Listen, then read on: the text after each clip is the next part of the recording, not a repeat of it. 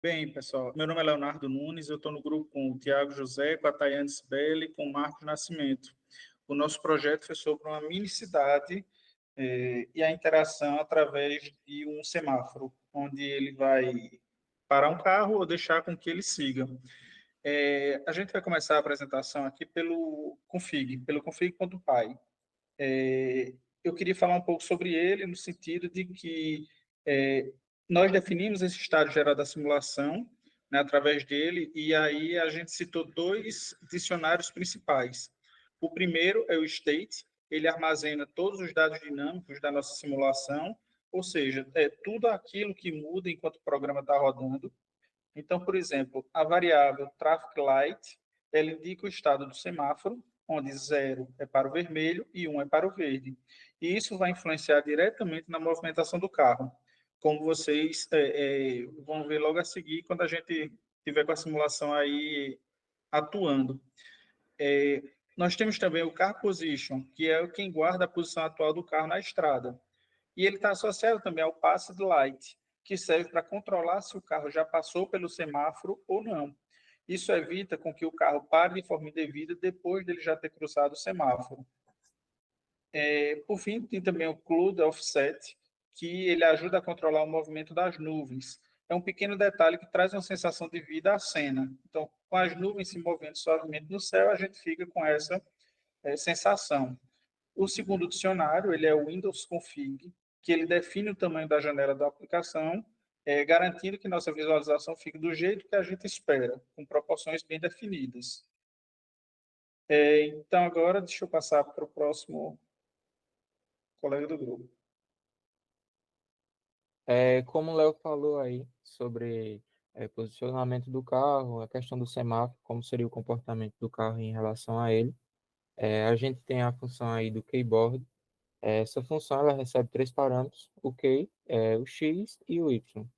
O key, nesse caso, ele é o código da tecla pressionada, enquanto x e y são as coordenadas do mouse, que nesse caso não é utilizado. Quando a tecla ela é pressionada, a tecla de espaço, a função ela altera o valor do state entre 0 e 1, que é o controle da alternância entre os estados do semáforo, entre verde e vermelho. Se o state ele for igual a 0, ou seja, o semáforo ele estiver vermelho, então ele passa a ser verde. E também o contrário, se ele for 1, no caso o semáforo ele é verde, então ele passa a ser vermelho. Também temos a função aí updateCar. Essa função ela é responsável por atualizar a posição do carro na cena com base no tempo, que seria aí o delta time. E também temos a velocidade definida, que seria essa constante speed, que também inclui aí na lógica da movimentação do carro. Temos a variável semáforo, que define a posição do semáforo no eixo X, a velocidade, que seria o speed, que é calculada pela multiplicação da constante do state pelo tempo decorrido, que seria o data time. A lógica do movimento do carro é dividida em três partes. Antes do semáforo, se o carro ainda não passou o semáforo, no caso do state, ele é falso, ele se move normalmente até atingir a posição do semáforo. Quando o semáforo ele está verde, o carro continua o seu movimento até passar o semáforo. Após passar, ele é definido como true, o que indica que o carro já passou o semáforo. Também temos quando o semáforo está vermelho, é que o carro ele não se move após chegar um pouco antes aí do semáforo. E se o carro já passou o semáforo, ele continua se movimentando independente da cor do semáforo. Ele pode estar vermelho, o carro continua aí sua movimentação. E também temos aí a questão do carro retornar ao seu estado inicial. Seria aí o 5.0. Ou seja, se ele terminar o seu percurso, ele reinicia a posição para o 5.0, onde ele passa novamente para a linha inicial.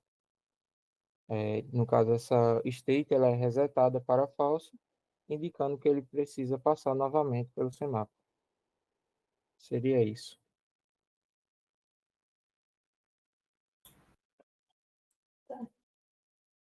Ah, o arquivo objects.py, ele é responsável pela criação dos elementos na cena. Isso, então, são o edifício com as janelas, a casa com o telhado, as árvores, o carro, o cone de trânsito e os semáforos. A estrutura da cena toda é composta por formas geométricas, sendo cubos, esferas e cones. O Drawcube é responsável pelo desenho do cubo.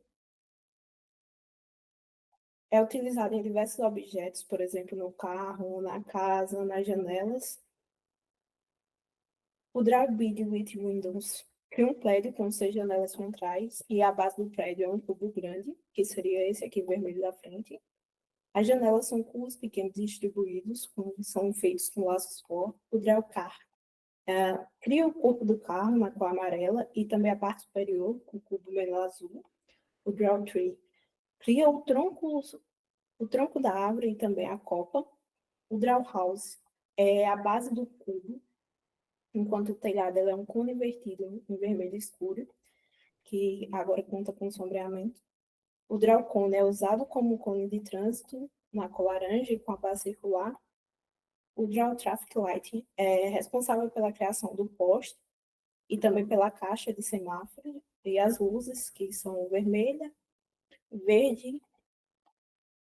Foram utilizados conceitos de transformação 3D, como GL Translate F, GL Scale e GL Rotative. Também foi realizado a modelagem do terreno, deixando ele ondulado, e também da estrada. Pronto, pode continuar.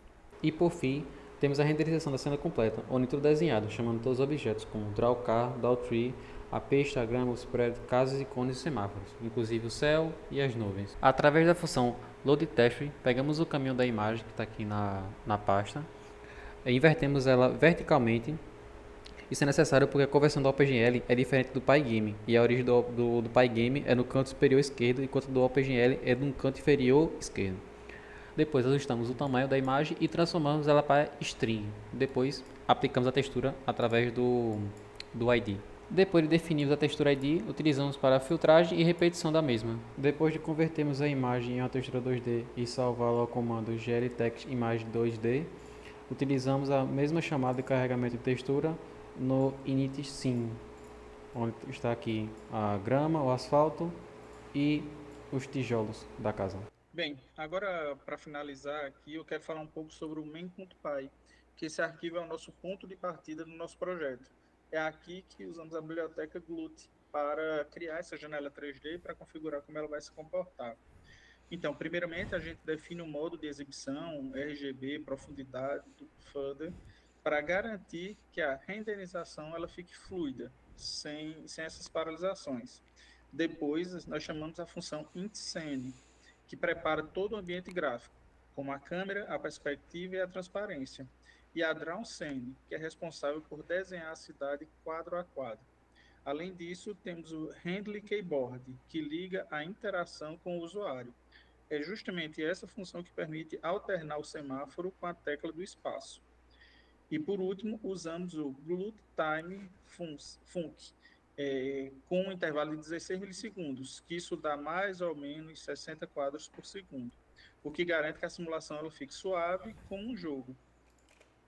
Então é isso, e com isso a gente conclui aqui a nossa apresentação e espera que seja, de certo modo, bem avaliada, e agradecemos a atenção.